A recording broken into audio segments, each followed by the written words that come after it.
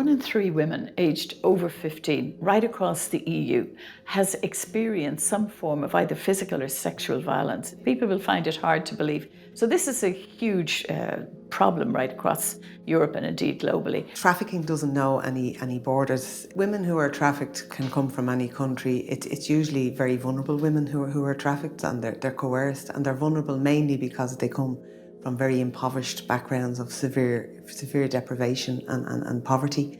The war in Ukraine is a really good example, because women are fleeing their country because of a war, and they're incredibly vulnerable by the nature of that they're being displaced. So everything that they ever knew is gone, and it's gone literally overnight. But also, for some women, they have been groomed by partners or who they thought were intimate partners. Some women don't even know they're being trafficked into a country. From a prevention point of view, it's really important that we invest. You know, we need to invest in our young people who are the next generation, and we need to educate young boys and young girls so that they're not sexualised at a very young age, and that they realise that we have zero tolerance, that violence is not acceptable in any form.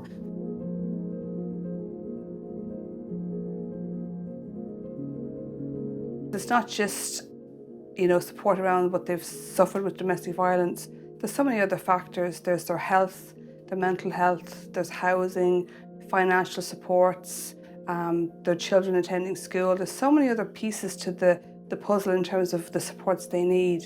What more could we do at European level to support the frontline work? We turn away approximately 70% of women that come into our refuge every year looking for accommodation because we're full. We try and source another refuge, but a lot of the time they end up staying at home. And that's so difficult when they've taken that enormous step to reach out and to contact the service. Unfortunately, too many men still see women as their possessions. We need more male champions as well. Yeah, it's not a women's issue. It's everybody's issue. The European-wide directive would be very welcome in terms of having a standardised response from European countries where they take the matter more seriously and everybody responds to it in a unified way in terms of setting minimum standards in terms of how women and children are treated and responded to in terms of the violence that they're coming from.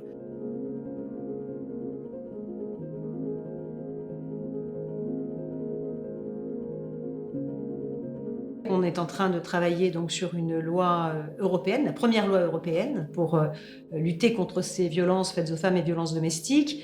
Les chiffres sont effarants. On a en France 213 000 femmes par an qui sont victimes de violences physiques ou sexuelles. Seulement 18% aujourd'hui portent plainte.